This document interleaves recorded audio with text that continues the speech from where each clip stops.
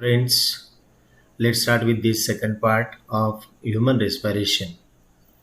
As we know, still we are bothering about corona pandemic. So just few words for you all which are the inspiring one. Start where you are, use what you have, do what you can and achieve a real you. भीती बाळगू नका. जिथून सुरुवात करायची तिथून करा. तुमच्याकडे जे आहे त्याचा वापर करा आणि नंतर स्वतःमधली जे वेगवेगळी मूल्य आहेत, स्वतःमधली जे स्ट्रेंथ्स आहेत त्या शोधा आणि परत पुन्हा सक्सेसकडे वळा. यानंतर नेक्स्ट जो पार्ट आहे त्या पार्टमध्ये आपण मेकॅनिझम ऑफ रेस्पिरेशन बघणार आहोत, जे दोन भागांमध्ये आपण पाहणार आहोत. The first one is mechanism of breathing आणि दुसरा जो आहे ट्रान्सपोर्ट ऑफ गॅसेस. ब्रिदिंगमध्ये हवा हात घेण्याची जी प्रक्रिया आहे त्याला इन्स्पिरेशन म्हणतात अँड बाहेर टाकण्याची जी प्रक्रिया आहे, हवा बाहेर टाकण्याची प्रक्रिया, त्याला एक्सपायरेशन म्हणतात. ट्रान्सपोर्ट ऑफ गॅसेसमध्ये एक्सटर्नल रेस्पिरेशन आपण पाहणार आहोत, नंतर इंटरनल रेस्पिरेशन पाहणार आहोत आणि त्यानंतर सेल्युलर रेस्पिरेशन अतिशय महत्त्वाचा हा भाग आहे, ज्यामध्ये ऊर्जेचं रूपांतर ATP मध्ये केलं जातं. So in this third part we are going to learn about how the ATPs are form. Now this is the diagram in which you can see how this lungs are being formed and how these branches of tracheoles and bronchioles they are terminating into the grape-like structure alveoli. Now this is the covering of the lungs. This is called pleural cavity or pleural cover, pleural membrane that protects the lungs from over distensions. The details about this we'll see in the next slides. नंतर आपण लंग्सचं structure पाहणार आहोत. अगोदर आपण याच्यावर थोडीशी चर्चा केलेलीच आहे. मेकॅनिझममध्ये रेस्पिरेशन म्हणजे काय हा पहिला भाग आपण लक्षात घेऊ. ही एक अशी प्रक्रिया आहे ज्यामध्ये वायूंचं जी देवाणघेवाण होते, ज्याला एक्सचेंज ऑफ गॅसेस आपण म्हणतो, from outside environment to the lungs and from the lungs to the tissue or cells and finally to form the ATPs. या प्रक्रियेमध्ये दोन मुख्य भाग आपण समजतो. त्याच्यातला पहिला आहे ब्रिदिंग, इन्स्पिरेशन अँड एक्सपायरेशन असे त्याचे दोन भाग. आणि दुसरा महत्त्वाचा भाग जो हवेचा, जी घेतलेली हवा आहे त्याचा 3 वेगवेगळ्या स्टेप्समध्ये वापर केला जातो. त्याला एक्सटर्नल रेस्पिरेशन, इंटरनल रेस्पिरेशन आणि सेल्युलर रेस्पिरेशन असे 3 भागांमध्ये आपण चर्चा करणार आहोत. यानंतर बघूया पहिला जो भाग आहे तो breathing. Now what's breathing?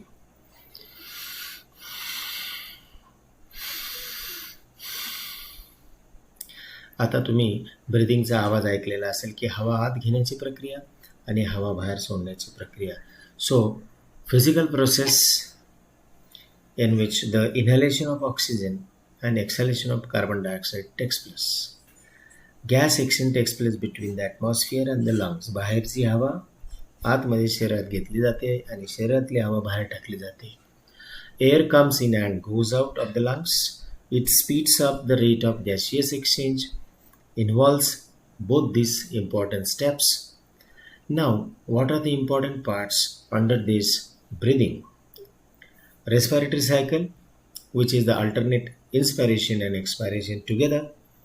It occurs about 16 to 20 times per minute. एका मिनिटामध्ये आपण 16 ते 20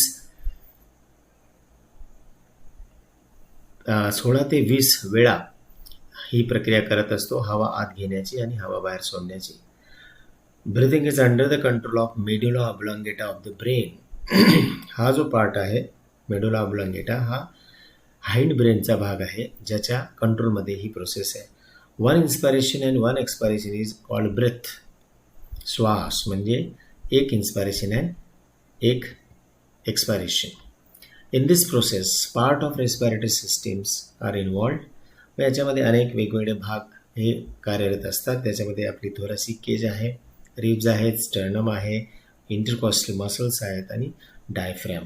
यांचा एकत्रित जो परिणाम आहे त्यालाच आपण ब्रिदिंग असं म्हणतो. बघूया ही प्रक्रिया कशी असते. पहिला पार्ट जो आहे त्याच्यातला तो म्हणजे हवा आत घेण्याची प्रक्रिया, taking air the in. So taking of the atmospheric air inside the nasal passage is called as inspiration. So air containing oxygen is taken in the lungs, an active process. Inspiration he active process आहे, कारण याला ऊर्जा लागते. नंतर याच्यामध्ये अनेक हालचालींची आपल्याला देवाणघेवाण दिसते किंवा त्या हालचाली घडून येताना दिसतात. यामध्ये इंटरकोस्टल मसल्स हे जे ह्या दोन रिब्समध्ये जे मसल्स आहेत त्याला इंटरकोस्टल मसल्स म्हणतात, त्यांचं कॉन्ट्रॅक्शन होतं. नंतर रिब्स, ह्या ज्या रिब्स आपण बरगड्या त्याला आपण मराठीमध्ये ते बरगड्यांमध्ये सुद्धा हालचाल होते. They pulls outward or upward and increase the space in the thoracic cavity. त्या वरच्या बाजूला उचलल्या जातात, त्यामुळे जागा वाढते, व्हॉल्यूम वाढतो. नंतर स्टर्नम हे जे बोन आहे त्याला ब्रेस्ट बोन असं म्हणतात. ते स्टर्नम लोअर पार्ट जो आहे त्याचा उचलला जातो आणि थोडंसं पुढच्या बाजूला आणि मागच्या बाजूला त्याची हालचाल होत असते. डायफ्रॅम, ज्याच्यामुळे आपली पूर्ण जी बॉडी कॅव्हिटी आहे ती दोन भागात ज्या पडद्यामुळे डिवाईड होते, विभागली जाते, त्याला डायफ्रॅम असं म्हणतात. हे मॅमल्सचं अतिशय महत्त्वाचं लक्षण आहे मॅमेलिया ग्रुपमधलं. तर ह्या इन्स्पिरेशनमध्ये डायफ्रॅम तुम्हाला असा हायपरबोलासारखा दिसतो, कर्व दिसतो. सो इट मूव्ज डाऊन, तो खालच्या बाजूला झुकलेला तुम्हाला दिसेल. देन चौथा जो स्टेप आहे त्यामध्ये movement of this part shows the effect. मग याचा परिणाम काय होतो? Volume increases but air pressure decreases. Increases in the thoracic volume, pressure on the lungs and thorax decreases, lungs expand and volume increases. Atmospheric air rushes into the lungs through the respiratory passage to make the pressure equal. मग ह्या सगळ्या प्रक्रिया यामध्ये घडत असतात. त्यानंतर expiration, हवा बाहेर टाकण्याची प्रक्रिया, ज्याला उश्वास आपण असं म्हणतो. Air containing carbon dioxide is exhaled out of the lung. शरीरातला कार्बन डायऑक्साईड लंग्सकडे जो आणला जातो तो बाहेर टाकला जातो. या ठिकाणी ही पॅसिव्ह प्रोसेस आहे, ही ऑटोमॅटिक घडणारी, याला ऊर्जेची गरज नसते, म्हणून it's a passive process. This occurs due to pressure gradient between lungs and atmosphere. काही ज्या हालचाली होतात वेगवेगळ्या भागांच्या त्या बघूया. Intercostal muscles relax, reduce the space. आपण इन्स्पायरेशनमध्ये म्हटलं होतं की ते कॉन्ट्रॅक्ट होतात आणि स्पेस वाढवली जाते, म्हणून लंग्स एक्सपांड होतात आणि त्याच्यात हवा आतमध्ये येते. परंतु इथे उलटी प्रक्रिया आहे. तर ते इंटरकोस्टल मसल्स रिलॅक्स, त्यांचं रिलॅक्सेशन होणार आणि जागा जी आहे, व्हॉल्यूम जो आहे तो कमी होणार आहे. रिब्स खालच्या बाजूला ओढल्या जातात. So they are pulled inwards and downwards, decrease the space in the thoracic cavity. thoracic कॅव्हिटीचा व्हॉल्यूम कमी केला जातो.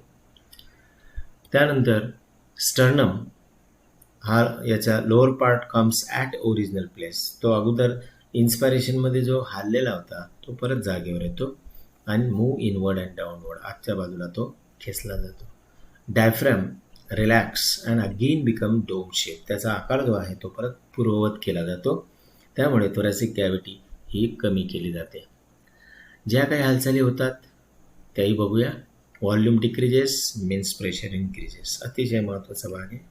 Pressure on the lungs and thorax increase, कारण हा जो काही thoracic केज आहे त्याचा लोड त्याच्यावर यायला लागतो. Decrease in the thoracic volume, परत व्हॉल्यूम कमी होणार. लंग्स कॉम्प्रेस होणार आणि व्हॉल्यूम त्यांचा सुद्धा कमी होत जातो. Air in the lungs rushes out through the external layers to make the pressure equal. मग हवेमध्ये बाहेरच्या ही आतली हवा नाकाद्वारे सोडली जाते. अशा पद्धतीने हे एक्सपायरेशन प्रक्रिया घडत असते. सो पहिल्या भागात आपण इन्स्पायरेशन बघितलं, आता दुसऱ्या भागात हे एक्सपायरेशन. हा डिफरन्स म्हणून सुद्धा क्वेश्चन अतिशय महत्त्वाचा आहे आणि यामधले जे चेंजेस आहेत, ज्या घटना घडत आहेत त्याच्यावरही अनेक वेळा नीटमध्ये क्वेश्चन विचारला गेलेला आहे. यानंतर या डायग्राममधनं आपल्याला दिसून येईल की ब्रिदिंग इन, हवा आतमध्ये घेतल्यानंतर व्हॉल्यूम जो आहे thoracic केजचा तो वाढतो. डायफ्रॅम कॉन्ट्रॅक्ट होतो. ओके, कॉन्ट्रॅक्ट झाल्यामुळे तो हायपरबोला स्थितीमध्ये जातो.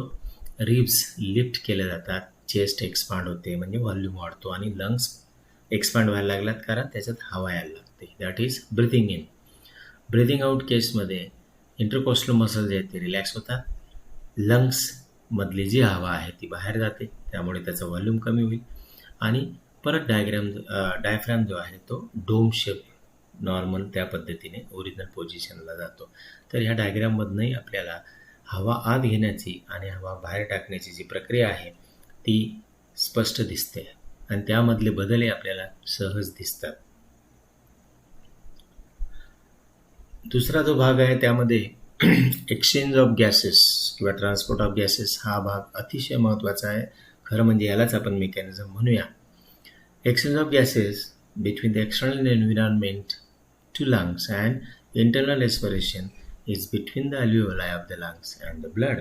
म्हणजे ह्या आता लंग्सपासून पुढच्या ज्या प्रक्रिया आहेत त्या प्रक्रियांचा आपण अभ्यास करूया.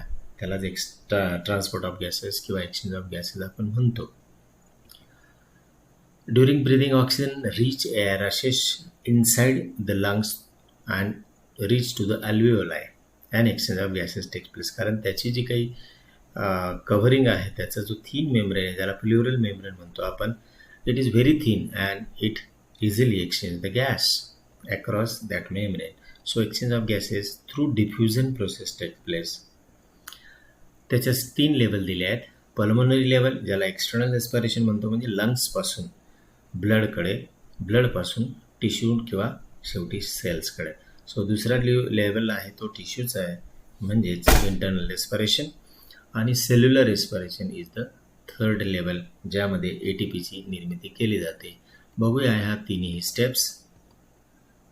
त्या अगोदर प्रेशर काय कन्सेप्ट आहे. प्रेशर तुम्हाला माहिती असेलच, फिजिक्समध्ये आपण प्रेशरची व्याख्या केलेली आहे.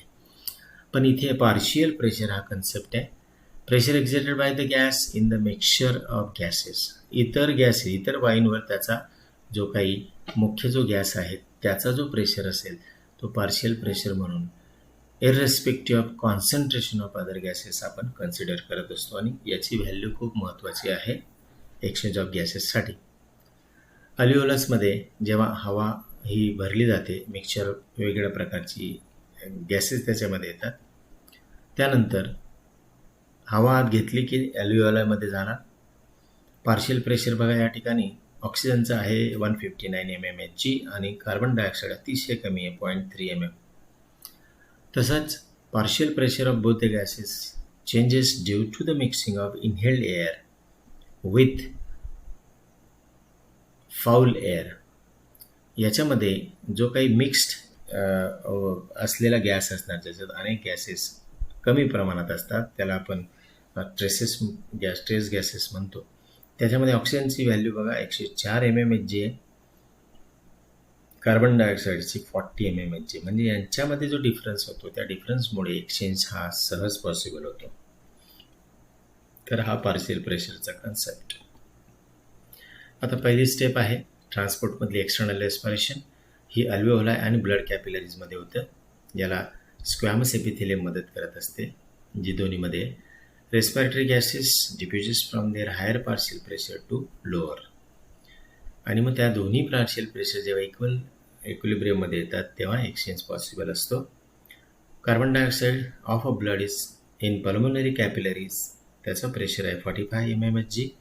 Carbon dioxide of air in alveoli 40 mmHg. Due to partial pressure difference CO2 diffuses from capillaries into the alveolus.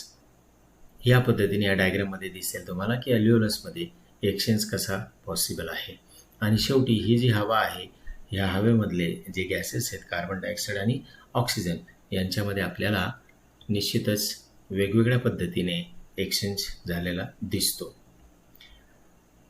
या ठिकाणी आपण हा पार्ट थांबूया, पुढे कंटिन्यू करूया की प्ल्युरामध्ये एक्सचेंज कसा होतो ते. Thank you. So friends, let's start with the next part. या भागामध्ये आपण एक्सचेंज ऑफ गॅसेस बिटवीन अल्व्हिओलाई आणि कॅपिलरीज हा पार्ट बघणार आहोत आणि त्याचे डिटेल्स जे आहेत ते पण मी तुम्हाला सांगणार आहे. Exchange of gases between अल्व्हिओलाई and capillaries हा जो भाग आहे हा अल्व्हिओलायचा पार्ट आहे. या आजूबाजूला ब्लड, त्यामध्ये जे काही फ्लो होते त्याचा हा भाग आहे.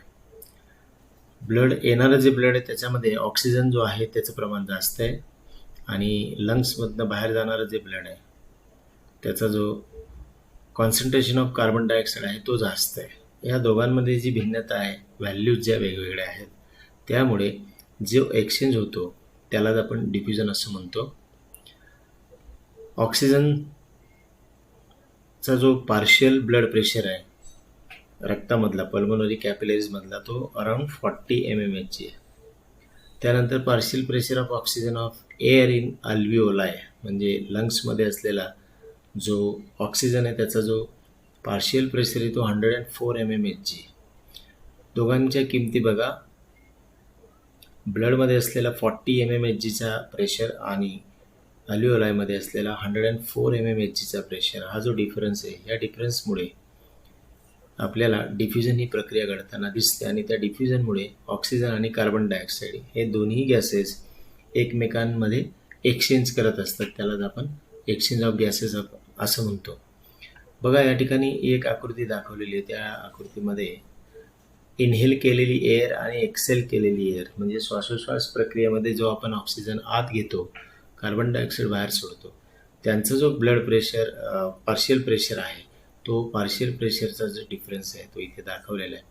म्हणजे ही जी डायग्रॅम आहे ही अल्व्हिओलायची आहे आणि त्याच्या आजूबाजूला जे ब्लड आहे हे पल्मनरी वेनमधनं येणारं ब्लड आहे. त्या ब्लडमधला कार्बन डायऑक्साईड लंग्समध्ये म्हणजे अल्व्हिओलायमध्ये एक्सचेंज केला जातो आणि लंग्समध्ये असलेला जो ऑक्सिजन आहे ज्याचं कॉन्सन्ट्रेशन जास्त आहे तो ब्लडमध्ये येतो आणि या प्रक्रियेमध्ये प्युरिफिकेशन ऑफ ब्लड होत असतं. तर ह्या प्युरिफिकेशन प्रोसेसमुळेच ते ब्लड शेवटी हृदयाकडे पाठवलं जातं आणि हृदयातनं ते सगळ्या शरीराकडे येत असतं. So exchange is only because of differences in the partial pressure of this oxygen and carbon dioxide. यानंतर ह्या सर्व पार्ट 2 मधले जे काही कन्सेप्ट आहे त्याच्यावर MCQ क्वेश्चन काहीतरी विचारलेले आहेत तिथे बघा. त्याचे आन्सर्स तुम्हाला सोडवायचे आहेत आणि त्याचे आन्सर्स नंतर तुम्ही पाठवायचे आहेत व्हॉट्सअप करून. आणि काही शॉर्ट आन्सर क्वेश्चन्स आहेत. ब्रीदिंग म्हणजे नेमकं काय, आणि अतिशय महत्त्वाचा हा भाग जो नीट परीक्षेमध्ये विचारला जातो, डायग्रॅमॅटिक क्वेश्चन, ज्यामध्ये मल्टिपल चॉईस क्वेश्चन असतात. या 2 डायग्राम दिलेल्या आहेत, एक्सलेशन आणि इनहॅलेशन, म्हणजे श्वास बाहेर टाकण्याची प्रक्रिया, श्वास आत घेण्याची प्रक्रिया. यामध्ये आपल्या थोरॅसिक केजमध्ये जे वेगवेगळे भाग आहेत ज्यांचा रोल अतिशय महत्त्वाचा आहे रेस्पिरेशनमध्ये, त्यांच्यात नेमक्या काय हालचाली होतात, दोघांमध्ये काय फरक आहे, म्हणजे श्वास घेताना काय नेमका बदल ह्या वेगवेगळ्या भागांमध्ये दिसतो आणि श्वास बाहेर टाकताना सोडताना नेमका काय बदल होतो. तर हे 3 भाग तुम्हाला दिलेले आहेत. त्या तिघांमधले डिफरन्सेस तुम्हाला लिहायचे आहेत. अशा पद्धतीने हा जो सेकंड सेक्शन आहे त्याच्यातला एक्सचेंज ऑफ गॅसेसचा जो भाग आहे तो आपण थोडक्यात पाहिलेला आहे. अजूनही काही अनेक कन्सेप्ट्स आहेत, अनेक अजून नवीन नवीन रूल्स किंवा लॉज आहेत, ते आपण पुढच्या भागात बघणार आहोत. थँक्यू. यानंतर भाग पुढचा जो आहे तो आपण पाहणार आहोत.